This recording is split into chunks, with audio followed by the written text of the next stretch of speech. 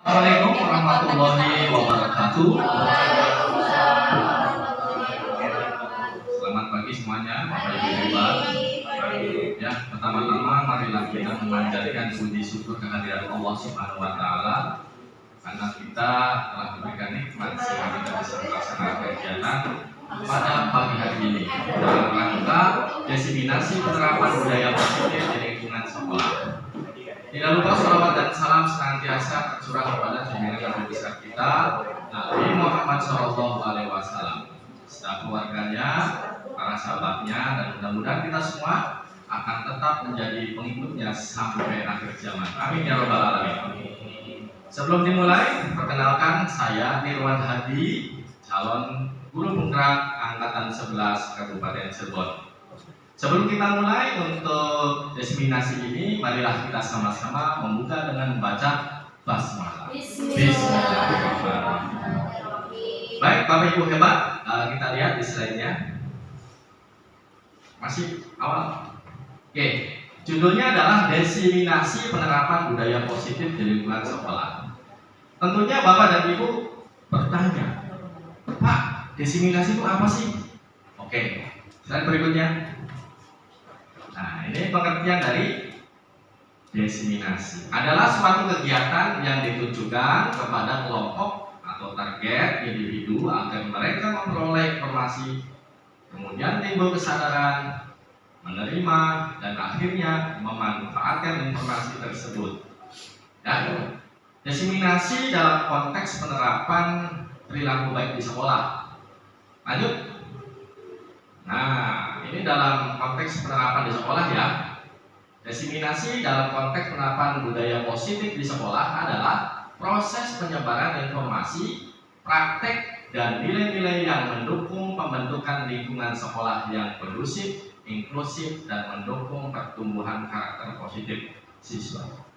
Jadi kegiatan ini poinnya adalah nanti ujung-ujungnya ke siswa, ya. Jadi kira-kira siswa itu sekolah di sini dia nyaman, ya, kemudian dia mempunyai karakter yang baik, itu tujuannya, ya. Lantas apa yang harus kita lakukan? Ini kegiatan diseminasi ini adalah tujuannya ke sana. Oke, selanjutnya next. Nah, dalam budaya positif di sini ada konsep yang ditawarkan. Nah, di sini ada perubahan paradigma belajar, kemudian disiplin positif, kemudian kebutuhan dasar manusia, kemudian motivasi perilaku manusia, segitiga restitusi, keyakinan kelas, kemudian posisi kontrol guru. Nah, nanti kita akan coba fokus ke tiga hal ini, yaitu segitiga restitusi, keyakinan kelas, dan posisi kontrol guru. Tapi ini juga kita harus paham ya tentang bagaimana perubahan paradigma belajar sekarang, ya, kemudian disiplin positif, kebutuhan dasar manusia, dan motivasi perilaku manusia. Next, kita jelaskan ya tentang paradigma baru.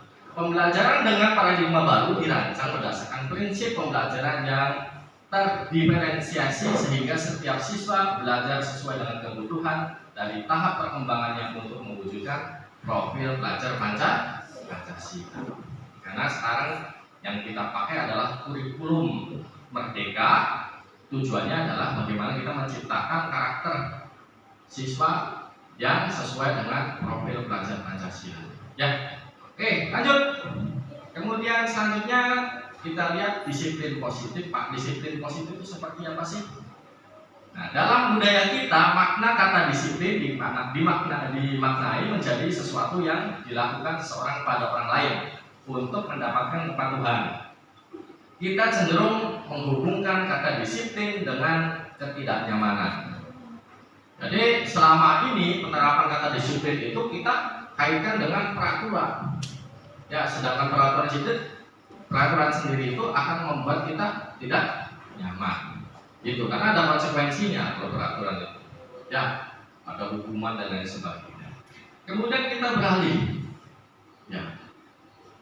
Sebagai pendidik, tujuan kita adalah menciptakan anak-anak yang memiliki disiplin diri sehingga mereka bisa berperilaku dengan mengacu pada nilai-nilai kebajikan universal dan memiliki motivasi intrinsik bukan ekstrinsik. Jadi kalau tadi peraturan diterapkan itu masih sifatnya eksternal. Ya, mereka disiplin tapi ada motivasi dari luar. Dan tujuan kita di sini adalah bagaimana siswa itu termotivasi dari dalam diri sendiri. Ya. Kemudian disiplin positif merupakan salah satu cara penerapan disiplin yang bertujuan untuk menumbuhkan kesadaran serta memberdayakan anak untuk melakukan sesuatu tanpa sogokan, ancaman, ataupun hukuman. Jadi sangat nyaman sekali ketika anak-anak kita di sekolah tanpa peraturan pun mereka sudah tertib, tanpa peraturan pun mereka sudah bisa menentukan langkahnya sendiri untuk belajar lebih nyaman gitu. Oke, selanjutnya next. Nah, untuk mencapai itu kita juga harus tahu kebutuhan dasar hidup ya manusia yang terdiri dari 5 poin. Ya, yang pertama adalah kesenangan, yaitu kebutuhan untuk merasa senang. Jadi kalau siswa itu dia jiwanya senang, kayaknya dia untuk melakukan sesuatu juga enjoy aja gitu, ya, tanpa terpaksaan. Kemudian yang kedua, cinta dan kasih sayang. Ya, siapa orangnya sih yang tidak mau dicintai jadi sayang? Ya, kalau kita sudah cinta, kita sudah sayang terhadap sesuatu, kita akan melakukan apa yang dilakukan itu secara sukarela. Ya, lanjut. Kemudian kebebasan. Kebebasan adalah kebutuhan akan pilihan, mandirian atau otonomi. Yang selanjutnya, penguasaan adalah kebutuhan pengakuan atas kemampuan prestasi yang diakui. Ya, anak-anak juga butuh pengakuan atas kemampuannya. Ketika anak mempunyai kemampuan, ya, memunculkan kemampuan diri, dia pengen dihargai oleh orang lain. Selanjutnya, bertahan hidup, yaitu kebutuhan fisiologis seperti rasa lapar dan lain-lain, serta psikologis atau rasa aman. Jadi kebutuhan psikis dan psikis itu terpenuhi semua. Nah, ini kebutuhan dasar hidup yang harus kita menjadi patokan untuk kita melangkah ke depan. Selanjutnya, kemudian motivasi perilaku manusia. Motivasi merupakan dorongan yang timbul pada diri seseorang secara sadar atau tidak untuk melakukan suatu tindakan dengan tujuan tertentu. Ya, di sini kita ya, yang berkaitan dengan peraturan sekolah itu biasanya ada di poin 1 nih, ya. Menghindari ketidaknyamanan dan hukuman. Ini motivasi yang pertama nih. Murid melakukan disiplin diri karena ia takut dihukum. Ini merupakan motivasi ekstrinsik.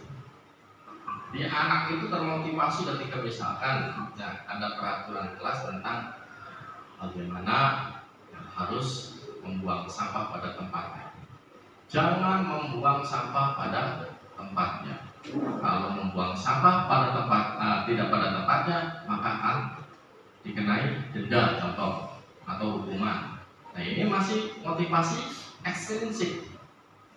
Mereka akan takut ya melakukan sesuatu hal karena ada hukumannya. Kemudian yang kedua, mendapatkan imbalan atau penghargaan dari orang lain. Ini juga motivasi yang ini ya, yang kurang pas. Yaitu murid melakukan disiplin diri karena dia mendapatkan imbalan. Ini merupakan motivasi ekstrinsik juga. Ayo anak-anak, kita buang sampah pada tempatnya. Nanti kalau ruangannya bersih, kalian saya kasih hadiah. Dan itu berarti masih termotivasi dari luar, bukan dari dalam diri sendiri. Yang selanjutnya adalah menghargai nilai-nilai kebajikan diri sendiri.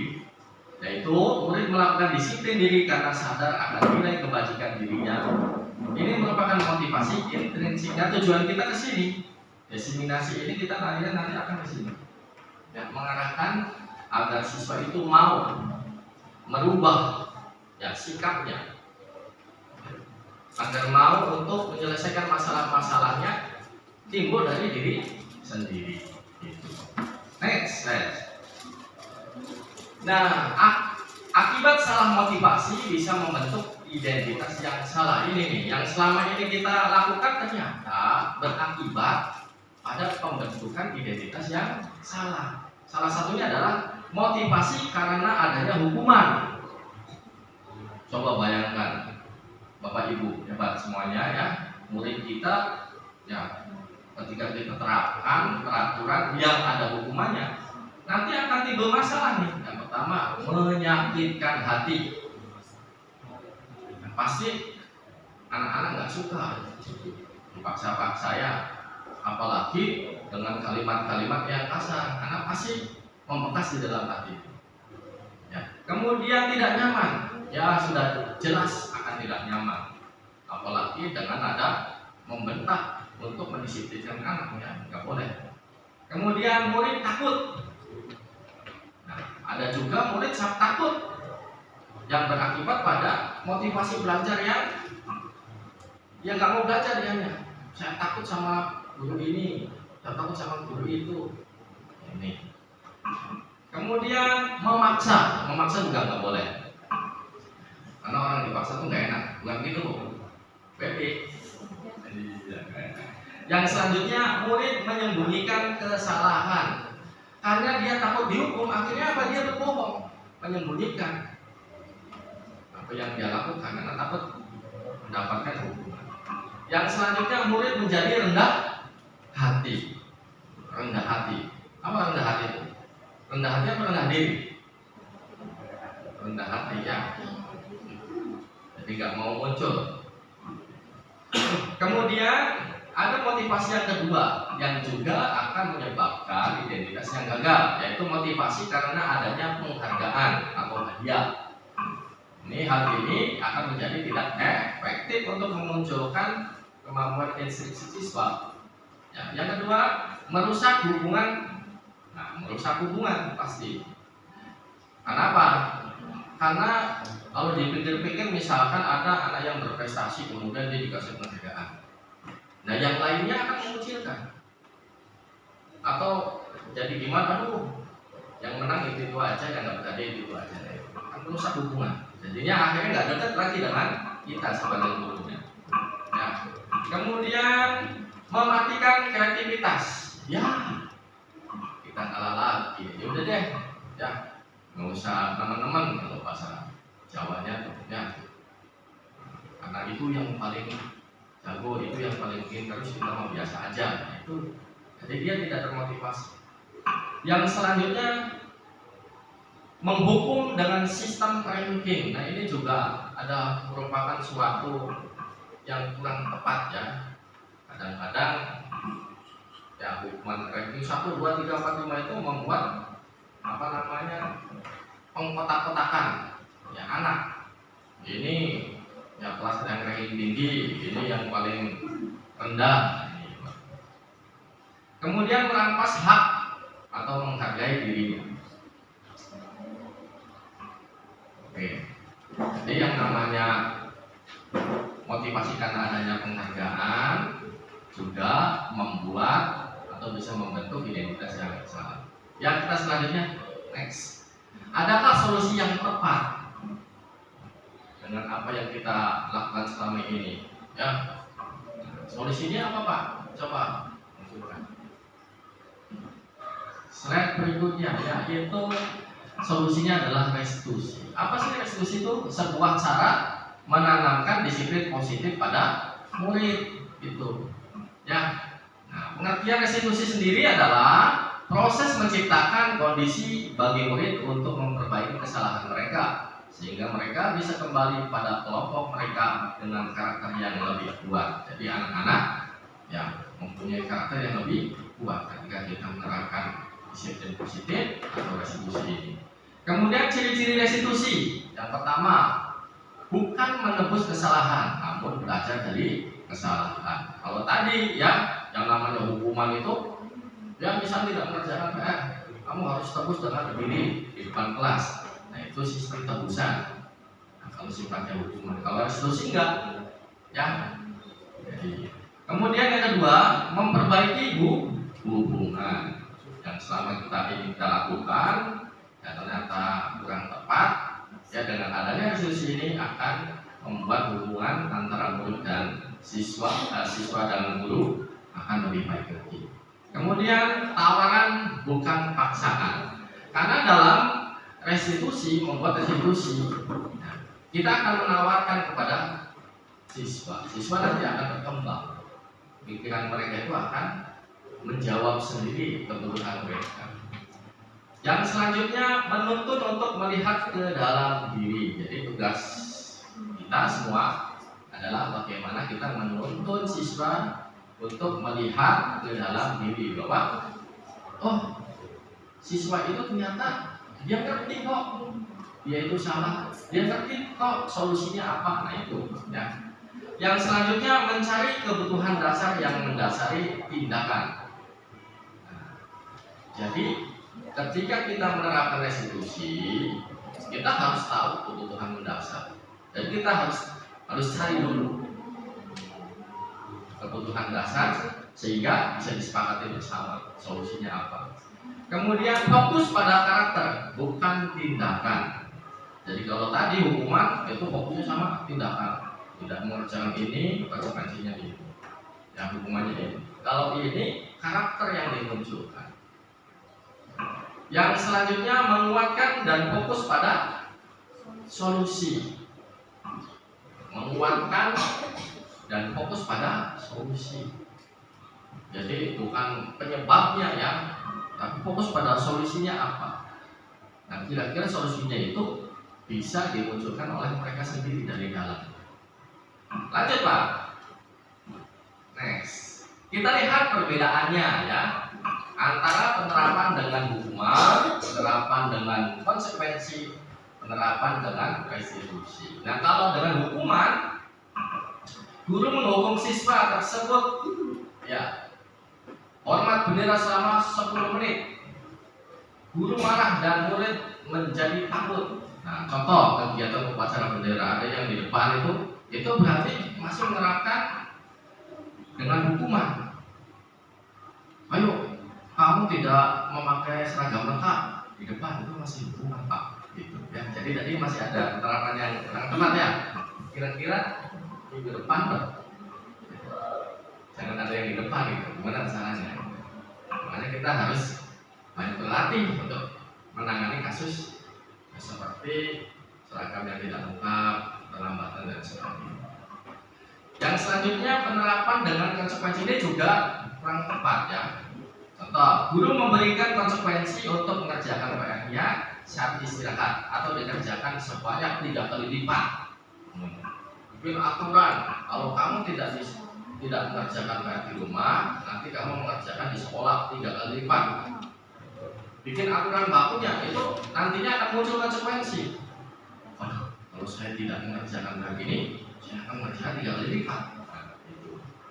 Kemudian guru tegas dan siswa menghormati peraturan karena peraturan sudah disepakati. Akhirnya apa? Mau tidak mau mereka harus melaksanakan. Itu konsekuensinya bahasanya. Ya. Ini juga kurang pas ya. Yang pas adalah penerapan dengan restitusi. Ya, yang itu guru menanyakan keyakinan kelas pada dirinya dan membantu siswa menyelesaikan masalahnya. Ya, kemudian guru terbuka dan siswa menghormati dirinya dan orang lain. Nah, ini tujuan restitusi. Jadi penanganannya beda. Kalau restitusi ini dasarnya itu adalah keyakinan kelas, bukan peraturan, tapi keyakinan. Apa-apa perilaku positif yang sudah diyakini oleh kelas disepakati bersama dan dijalankan. Lanjut Pak. Nah, Pak bagaimana sih Pak restitusi ini? Ya, kita kenal dengan namanya segitiga restitusi. Ini tahapannya Pak. Ada 3. Yang pertama menstabilkan identitas, yang kedua validasi tindakan yang salah, yang ketiga menanyakan keyakinan. Tadi saya bilang menanyakan keyakinan. Jadi sebelum kita melangkah ke segitiga restitusi ini, kita harus bikin dulu keyakinan kelasnya. Bersama siswa kita tawarkan ya nilai-nilai positif untuk misalkan untuk menerapkan supaya kelas ini kondusif. Apa nilai positifnya? Bukan lagi membuat peraturan, karena beda antara peraturan kelas dengan keyakinan kelas itu beda. Oke, baik. Ini sekilas ya, menstabilkan identitas, bertujuan untuk mengubah identitas anak yang gagal karena melakukan kesalahan menjadi orang yang sukses, dari merasa sedih dan emosional sehingga mampu menggunakan fungsi rasional. Kira-kira ada gambaran nggak kalau itu semuanya? Menstabilkan identitas itu contohnya gimana? Contoh ya, ketika ada anak telat, kita harus bisa menstabilkan identitas. Jangan langsung menghakimi, kamu telat, peraturan sekolah harus jam sekian datangnya, kan begitu kan? Selama ini kita gitu kan? Nah, kita tanya dulu, jangan. Yang namanya telat itu bisa saja menimpa siapa saja, bukan hanya siswa, guru juga bisa, karena suatu hal. Jadi istilahnya yang namanya telat atau terlambat itu bukan merupakan kesalahan yang fatal. Ini untuk apa? Menstabilkan identitas supaya mereka itu tidak merasa bagaimana takut tuh. Ya, jadi harus ditanya dulu. Contoh, ada yang bisa mencontohkan? Barangkali di sini bisa. Ya, Ibu Rena, mangga. Mencontohkan dalam menstabilkan identitas. Ya, itu.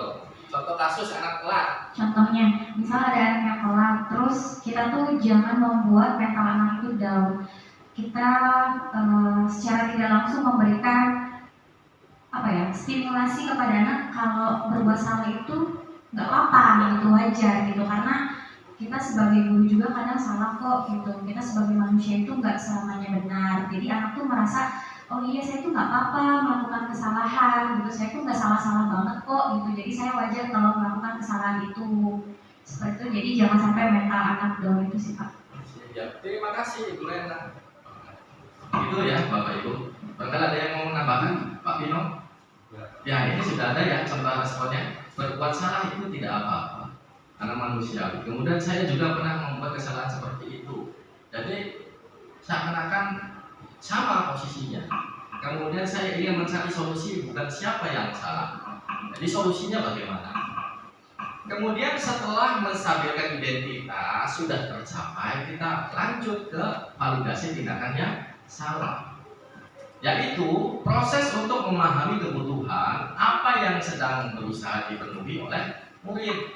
Kemudian bukan berarti memuatkan tindakan yang salah itu kemudian pantas dilakukan. Namun di sini lebih menguatkan pemahaman kita akan alasan dari murid melakukan tindakan tersebut. Jadi ketika sudah stabil nih mau ngomong, biasanya kalau nggak stabil itu takut ya, kayak kemarin kasus Sepa. Nah itu karena dia udah ngerasa takut dulu, harusnya distabilkan dulu ya. Dengan adanya diseminasi ini mungkin kita bisa praktek kalau ada kasus-kasus yang seperti itu. Oke, jadi validasi tindakan yang salah. Nah, contohnya nih, kamu pasti punya alasan melakukan hal itu. Kemudian kamu boleh mempertahankan sikap itu, tapi kamu harus menambahkan sikap yang baru. Jadi ketika ada anak yang salah, kita tanyakan, ya, kira-kira menurut kamu kalau kamu telat, ya kamu salah tidak? Nah, itu pasti dia bilang salah Pak. Nah, gitu. Jadi itu validasi tindakan yang salah. Jadi mereka mengakui sendiri.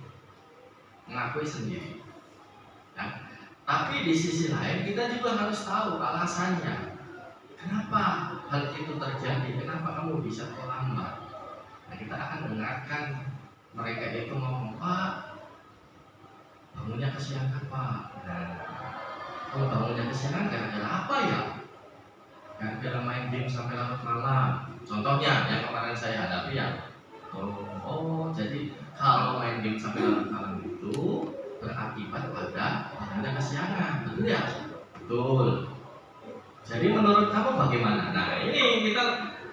lari, ya, menanyakan keyakinan. Ya, keyakinan atas apa? Atas tindakan yang salah tersebut, ya. Bagaimana bisa memunculkan motivasi dari dalam diri sendiri? Kira-kira menurut kamu kalau misalnya kamu tidak main game sampai larut malam, kamu bisa Pak? Yang benar, bisa Pak. Nah, ini menanyakan keyakinan. Kalau seperti nanti kamu sudah tahu dong solusinya. Ya Pak, saya tidak akan main game lagi sampai larut malam. Ya, tapi jangan lupa namanya main game itu boleh-boleh saja sebagai hiburan. Nah, itu kembali lagi ke menstabilkan identitas ya. Jadi ketika kita tahu alasan mereka itu telat karena main game, ya jangan kamu main game saja. Main game itu nggak boleh, jangan ya. Di main game itu boleh-boleh saja asal tahu waktu. Begitu. Ya. Oke, kira-kira ada gambaran ya Bapak Ibu semua? Oke, lanjut ya. Lanjut. Membuat keyakinan kelas. Tadi ketika kita menguatkan keyakinan, kita harus bisa membuat keyakinan kelas dulu untuk menjadi dasar ya daripada segitiga restitusi. Nah, bagaimana sih membuat keyakinan kelas itu? Ya, keyakinan kelas sedikit saja agar mudah diingat kalimatnya. Ya, jangan panjang-panjang, yang simpel-simpel aja. Keyakinan kelas itu berdasarkan atas apa kira-kira? Ada yang tahu tidak? Keinginan anak sendiri itu siapa lagi? Nilai kebajikan yang paling penting. Ya, berdasarkan nilai kebajikan. Tuh. Kemudian yang selanjutnya lebih abstrak dari peraturan. Maksudnya apa Pak? Kalau peraturan itu nyata ya, tegas. Kalau melanggar A, hukumannya B, gitu. Tapi kalau ini enggak. Kita kembali lagi kepada diri masing-masing untuk meyakini bahwa apa yang dia lakukan benar atau salah dan sudah tahu solusinya harus bagaimana. Kemudian sesuai dengan kondisi kelas agar mudah diterapkan. Jadi menyesuaikan dengan kondisi kebutuhannya apa sih kelas ini sehingga bisa dibuatkan keyakinan kelasnya. Jadi jangan yang nggak ada kebutuhannya tapi diterapkan keyakinan kelasnya. Nah, kemudian berupa pernyataan universal yang diakui oleh umum kebenarannya. Usahakan membuatnya dengan pernyataan yang universal. Seperti apa? Misalkan tentang kebersihan. Jangan buang sampah. Kita bergeser tuh. Ya, buat kalimat itu menjadi kalimat positif dulu agar ya apa ya? Jagalah kebersihan. Kira-kira disepakati oleh universal nggak? Oleh umum nggak? Bahwa kita ya sebagai manusia harus bisa menjaga lingkungan. Sepakat ya? Atau buanglah sampah pada tempatnya. Atau kebersihan sebagai daripada iman.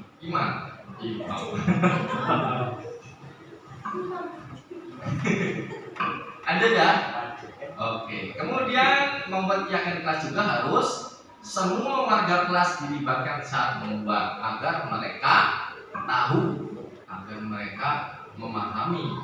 Ya. Jadi kalau misalkan membuat keyakinan kelas hanya beberapa siswa saja, yang lain tidak memahami. Kalau sudah tidak memahami, ya mereka akan bingung atas keyakinan yang sudah dibuat itu menjapakan gitu, ya. Jadi harus ada kesepakatan semua pihak. Kemudian yang terakhir dibuat dalam bentuk positif. Nah tadi saya bilang, jadi kalimatnya harus positif, jangan negatif. Jangan itu kesannya negatif. Ya, harus lebih positif lagi. Kira-kira ada nggak yang memberikan contoh nih selain tentang kebersihan?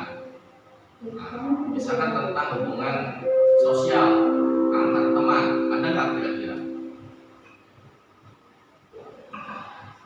Ayo Pak Jai. Ada nggak? Iya, Ibu Lena lagi, enggak. Contoh dari keyakinan kelas dari bentuk negatif itu, contohnya misal jangan membuli sesama teman. Nah, kita rubah ke dalam bentuk positifnya, marilah saling menghargai dan menyayangi, seperti itu. Ya. Terima kasih Bu Nena. Kira-kira contohnya seperti itu. Sangat mudah sekali, simpel. Cuman tidak kita pikirkan, tidak terpikirkan. Mulai sekarang, ayo kita sama-sama menerapkan keyakinan kelas ya dengan nilai-nilai budaya positif. Oke, lanjut. Ini contoh kegiatan murid dan guru membuat keyakinan kelas. Yang pertama, berdiskusi tentang peraturan. Ayo kita ya kira-kira peraturan ini nyaman nggak diterapkan Pak? Nggak nyaman Pak, karena ya akan ada hukumannya. Jadi gimana? Nah, bareng-bareng nih sama-sama. Baik, ya kalau begitu kita rubah peraturannya, bukan peraturan lagi menjadi keyakinan, karena ketika kita sudah meyakini sesuatu, kita akan bisa melaksanakan dengan rasa tanggung jawab. Kemudian yang selanjutnya, merumuskan peraturan menjadi keyakinan.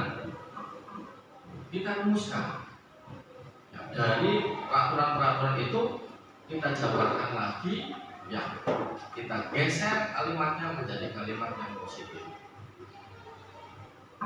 Itu kita bareng-bareng tuh sama murid supaya mereka juga paham apa yang keyakinan yang mereka buat. Kemudian menempelkan keyakinan di kelas, ditempelin, ditulis dulu kemudian ditempelin agar mudah diingat. Sebetulnya di kelas kita juga ada yang sudah menerapkan, contoh seperti banner-banner atau figur-figur yang ada tulisannya, itu sebetulnya keyakinan.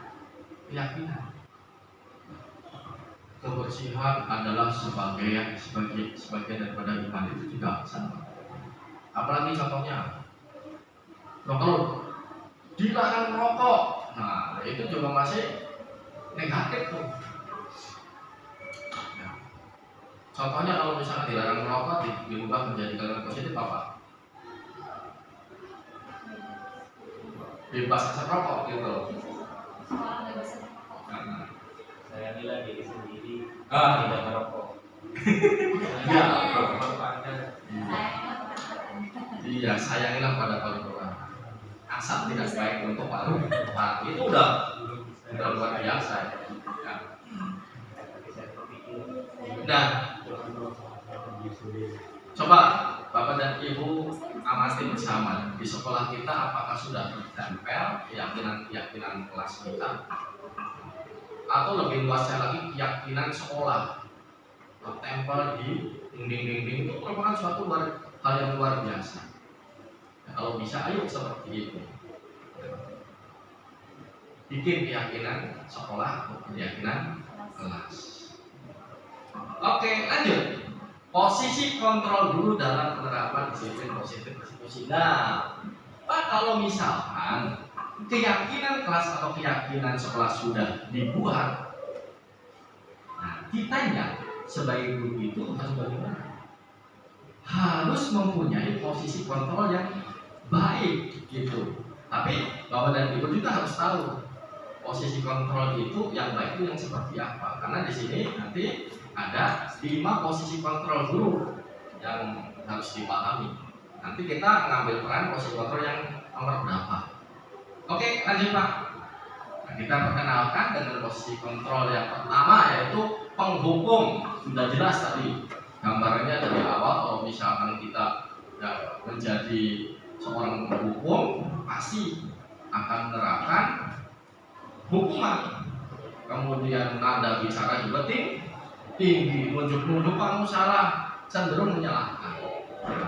Kemudian membuat rasa bersalah ini memang suaranya tidak seperti menghukum, tapi intinya ya, menyalahkan siswa sehingga siswa itu merasa bersalah. Contoh, kamu terlambat terus, kamu tahu nggak posisi Bapak sebagai apa? Pembina OSIS. nanti bapak ditegur sama kepala sekolah. Kalau kamu yang telat terus, jadi dia merasa bersalah. Oh tidak, Pak Firman nanti dimarahin kepala sekolah gara-gara saya. Nah, gitu. Ini membuat rasa bersalah. Kemudian posisinya sebagai teman, ini juga kurang tepat ya. Memang kalau posisi sebagai teman itu familiar ya, bersahabat. Tetapi ada efek di kemudian hari, dia nanti akan tidak nyaman dengan guru yang lain. Saya sih kan ngobrol sama itu kayak teman. Tapi kalau misalkan sama yang lainnya nggak seperti itu. Nah, itu efeknya seperti itu. Hanya guru-guru tertentu saja yang dia mau komunikasi. Gitu. Ya, kan ada di sini yang penerapan pendekatannya seperti teman ada. Nah itu sebetulnya ya akan berimplikasi kepada yang lain. Gitu. Jadi nanti pilih-pilih saja, siswanya jadi pilih-pilih. Kemudian sebagai pemantau. Pemantau, ini posisi kontrol sebagai pemantau, guru akan mengarahkan siswa ke konsekuensi. Kamu telat, kamu tahu nggak konsekuensinya kamu telat apa harus ngapain? Konsekuensinya dia silakan laksanakan. Gitu. Nah, dia posisi pemantau seperti itu, nggak ada motivasi, nggak ada apa gitu. Dia akan menyuguhkan peraturan yang sudah dibuat, kemudian menyuguhkan lagi konsekuensi yang sudah disepakati. Kalau kamu telat, kamu bersihin WC. Ya, sok silakan kerjakan. Nah, kita memantau saja yang memantau. Ini kurang tepat juga. Kemudian posisi manajer. Yaitu posisi manajer ini tadi yang mampu untuk menerapkan segitiga restitusi. Next. Nah, itu ya jabaran dari penerapan 5 posisi kontrol. Ini kalau penghukum itu patuhi peraturan sekolah, lalu berdiri di depan bisa. Kemudian membuat rasa bersalah. Berapa kali guru harus memberitahu? Ya, guru kecewa sama kamu.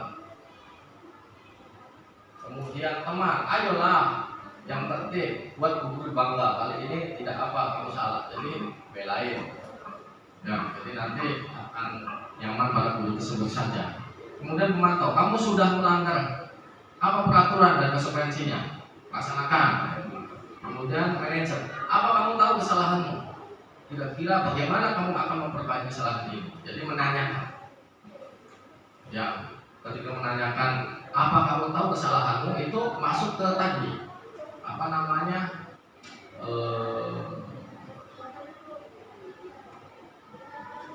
validasi tindakan yang salah ya, validasi tindakan yang salah. Bagaimana akan memperbaiki kesalahan ini? Jadi masuk ke dalam poin meyakinkan ya, bahwa anak tersebut ternyata dia sudah ngerti solusinya apa yang harus dilakukan itu apa. Ya, oke, next. Lihat video posisi kontrol supaya lebih mantap lagi. Dan kita lihat videonya. Kira-kira seperti ini simulasinya. Ayo Pak.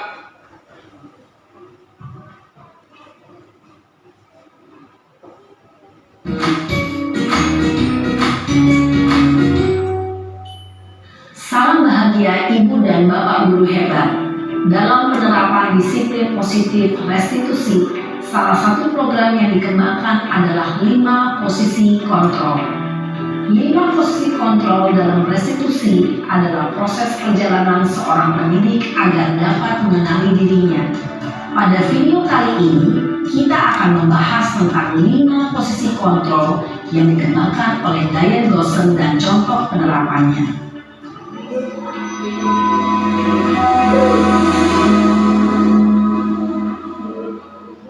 5 posisi kontrol itu adalah 1. Posisi penghukum, 2. Posisi pembuat merasa bersalah, 3. Posisi teman, 4. Posisi pemantau atau monitor, dan 5. Posisi manajer. Untuk lebih memahami kelima posisi tersebut, mari kita saksikan kasus Naren yang terlambat hadir 20 menit di sekolah dan melihat bagaimana kelima posisi kontrol dalam menghadapi masalah tersebut.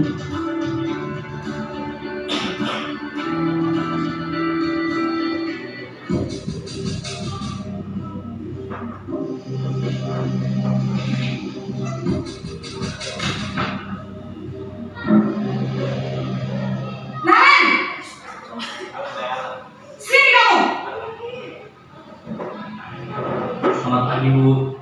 Selalu terlambat. Kamu deh, pasti terlambat. Maaf, Bu. Saya Apa? Apa coba? Alasan kamu apa lagi? eh, Kapan sih kamu tidak terlambat? Malas sekali ya kamu jadi anak. saya Dasar pemalas. Gak kapok-kapok sih kamu. Sudah berapa kali terlambat? Sana, kamu keliling lapangan basket 2 kali.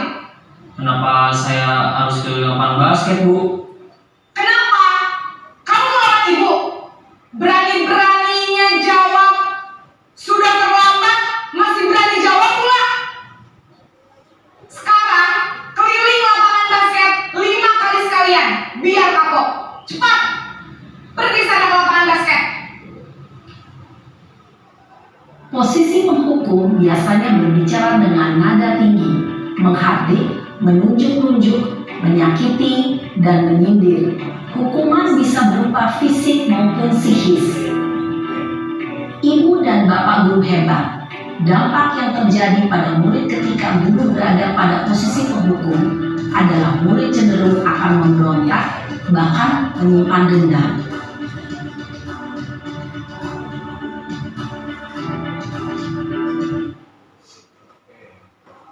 Jadi videonya keren ya? Keren gitu. Suaranya kegedean nih. Oke, tadi posisi penghukum seperti itu kira-kira. Apakah di sekolah kita masih kayak gitu ya? Masih, ternyata saya juga masih.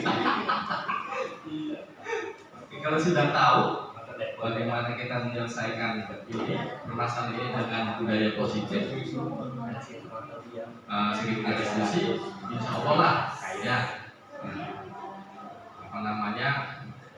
permasalahan seperti anak telat ini bisa tertangani dengan baik.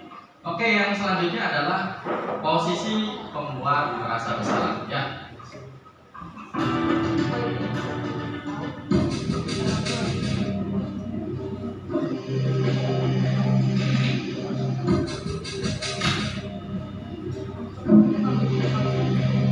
Naren!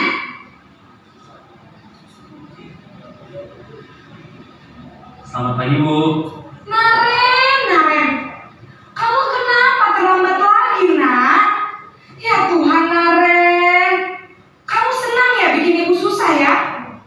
Kalau kamu terlambat lagi, nanti ibu yang ditegur bapak kepala sekolah, nak. Disangka ibu tidak bisa membina kamu. Duh, gimana ini? Maaf, Bu. Duh, Gusti Naren. Kamu suka ya kalau ibu ditegur bapak kepala sekolah? Terus, sekarang ibu harus tulis apa yang di buku absen? Ini kamu sudah sering terlambat loh. Ibu harus apa coba? Maaf, Bu. Maaf sekali. Ya sudah, lain kali jangan bikin ibu susah lagi ya, nak ya.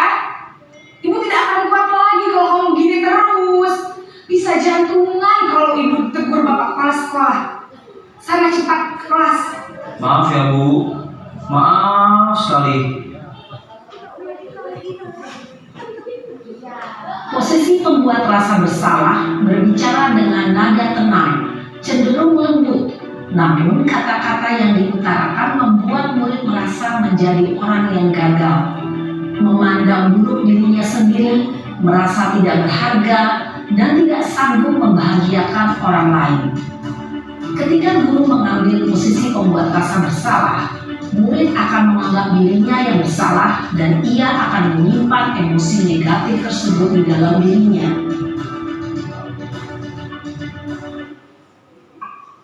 Ya, jadi kira-kira seperti itu. pembuat merasa bersalah. Kira-kira masih kita lakukan enggak? Masih. Masih, apalagi terkait kebersihannya. Ya.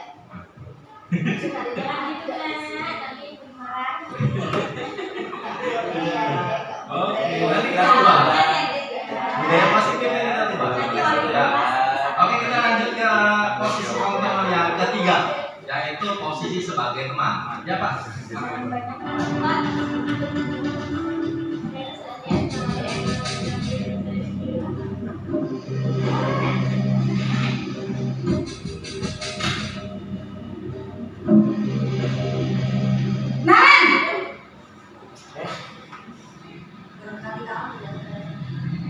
Selamat pagi Bu. Wah, sudah jam berapa ini nak? Terlambat lagi ya sayang. Iya Bu, habis ibu saya lupa bangunkan saya Bu. Kamu malah menyalahkan ibu kamu. Kamu bukannya anak yang larinya paling kencang. Kok terlambat sih? Iya Bu, saya memang terlambat bangun tadi. Jadi biarpun saya lari kencang, tetap gak kekejar Bu. Ya sudah sayang, nanti lain kali larinya lebih kencang lagi ya. Biar gak terlambat lagi. Bikin seneng ibu, demi ibu. Bisa kan? Bisa Bu. Ya sudah, sana masuk kelas. Ibu beresin urusan absen kamu. Kamu ini ada-ada saja. Dalam posisi teman, guru berbicara dengan nada suara ramah, akrab, cenderung bersenda gurau untuk menjaga suasana tetap santai. Murid akan merasa senang, aman, dan akrab dengan guru. Identitas yang tercipta adalah identitas sukses atau berhasil. Namun, perlu diingat, karena ini masih dorongan eksternal, maka ada faktor ketergantungan dari murid kepada orang tertentu. Di sini guru absennya, sehingga di lain waktu murid bisa berperilaku baik, namun hanya kepada orang-orang tertentu saja. Ya. Itu adalah posisi kontrol sebagai teman. Ini jujur ya, yang saya terapkan di sekolah itu. Iya. Ya. Efektif, oke efektif. Hanya kepada orang-orang tertentu saja. Gitu. Misalkan sama saya yang nurut, sama orang lain yang nurut. Begitu baik saja. Gitu. Oke, lanjut ke posisi kontrol yang keempat, yaitu sebagai pemantau.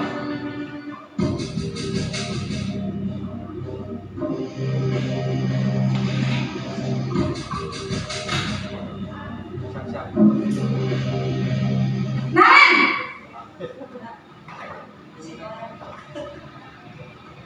Selamat pagi Bu. Naren, apa peraturan sekolah kita tentang jam berapa kita harus masuk sekolah, nak? Kita harus di sekolah jam 7 Bu. Iya betul, sekarang sudah jam 7.20. Naren sudah tahu konsekuensinya jika terlambat hadir. Paham Bu, saya harus tinggal kelas pas jam istirahat selama 20 menit. Iya benar, konsekuensinya demikian. Jadi nanti jam 9.30 pas istirahat, kamu harus tinggal di kelas, kerjakan tugas tambahan untuk ketertinggalan kamu, ya? Baik Bu. Posisi pemantau mengandalkan penghitungan atau data untuk mengontrol murid. Guru mengarahkan murid berdasarkan peraturan dan konsekuensi.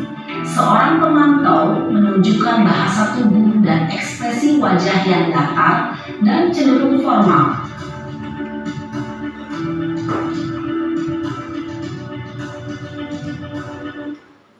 Jadi posisi pemantau begitu. Jadi menyandingkan penyelesaian masalahnya dengan peraturan dan konsekuensi. Jadi disandingkan, kamu telat berapa menit, konsekuensinya apa? Kamu jalankan. Itu masih terjadi juga di sekolah. Oke, harapannya kita semua akan pada posisi kontrol yang kelima, yaitu sebagai posisi manajer. Silakan Pak.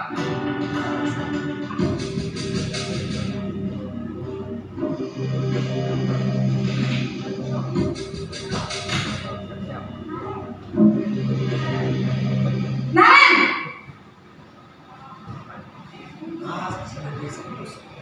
Selamat pagi Bu. Selamat pagi Naren. Maaf Bu, saya terlambat. Iya, sekolah masuknya jam 7, sekarang sudah jam 7.20. Jadi sekarang bagaimana ini Naren? Maaf Bu, saya lupa setel alarm saya semalam. Baiklah, menurut kamu, keyakinan sekolah yang mana yang perlu kamu tingkatkan? Menghargai diri sendiri dan orang lain mungkin ya Bu. Setuju. Jadi, apakah Naren meyakini prinsip saling menghormati tersebut? Iya Bu, saya meyakininya. Apakah Naren bersedia memperbaiki masalah keterlambatan ini? Bersedia Bu. Bagaimana kamu akan perbaiki masalah keterlambatan ini? Saya akan coba untuk tidak lupa menyetel alarm saya Bu. Baik, kalau Naren lupa menyetel alarm di rumah, ada orang yang kira-kira bisa bantu mengingatkan tidak? Ada Bu, kakak saya, Kak Emma. Ada lagi selain Kak Emma? Selain Kak Emma, ada ibu saya. Baik, jadi yang mengingatkan Naren adalah Kak Emma dan ibu kamu ya? Kira-kira akan mulai setel alarm kapan nih Naren? Setelah pulang sekolah, akan segera saya lakukan. Baik, jadi Naren akan setel alarm untuk bangun besok pagi dan akan diingatkan oleh kakak dan ibunda Naren ya.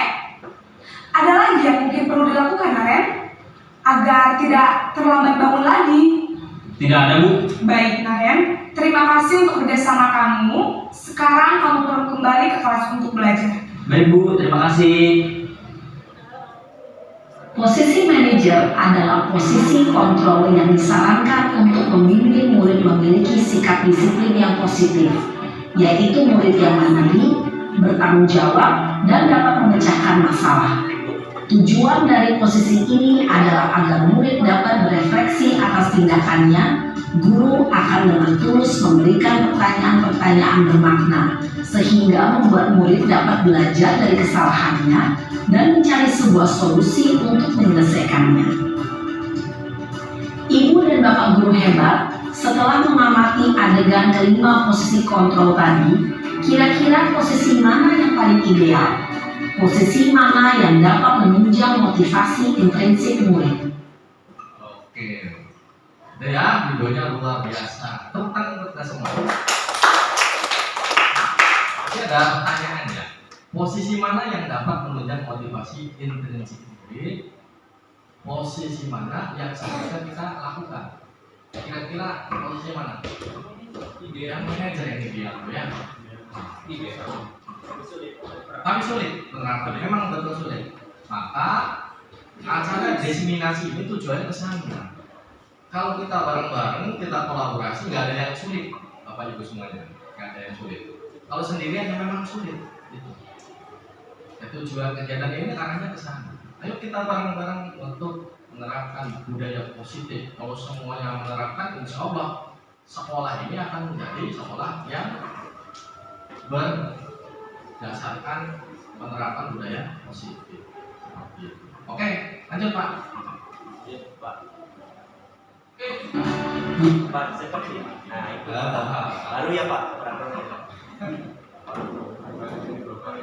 Oke, paling bawah. Belum. Atau gimana sih Pak? Refleksi ya.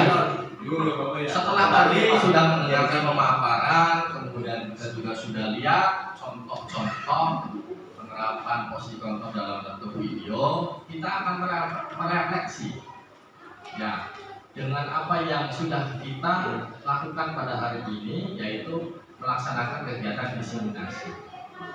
Gitu. Kira-kira ada nggak di antara Bapak dan Ibu yang mau merefleksi kegiatan ini? Ya, tujuannya bagaimana, kemudian kita harus apa, itu refleksi gitu. Manfaat dari kegiatan ini apa? Gitu. Silakan Pak Iksan. Pak Iksan, yang paling ganteng di sini. Gitu. Kita refleksikan bareng-bareng. Ayo. Nah, so, silakan ada yang merefleksi. Ibu Epi. Iya, oke, Lena, majulah. Beda, refleksi kan di depan, gitu ya. Oke. Refleksi kegiatan hari ini mungkin sebelum diadakannya diseminasi, saya nggak tahu nih Pak, siswa itu melakukan kesalahan, karena saya masih melakukan posisi kontrol penghukum, saya masih kadang-kadang terus juga saya masih membuat rasa bersalah juga gitu. Jadi kalau misalkan setelah mengikuti diseminasi, jadi saya tahu apa yang harus saya lakukan ke depannya ketika aku melakukan kesalahan. Saya juga jadi tahu bagaimana langkah-langkah restitusi itu sendiri gitu. Saya juga baru tahu Pak, restitusi itu iya gitu loh Pak. Iya. Terima kasih Ibu. Tepuk tangan Mbak. Jadi betul ya, kegiatan diseminasi ini tujuannya ke sana.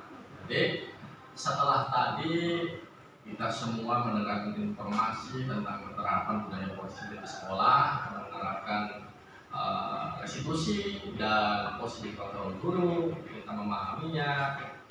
Selanjutnya kita juga akan ayo bareng-bareng sama-sama untuk melaksanakan budaya positif di sekolah dengan prinsip tadi segitiga restitusi dan positif kontrol yang ideal, yaitu sebagai manajer.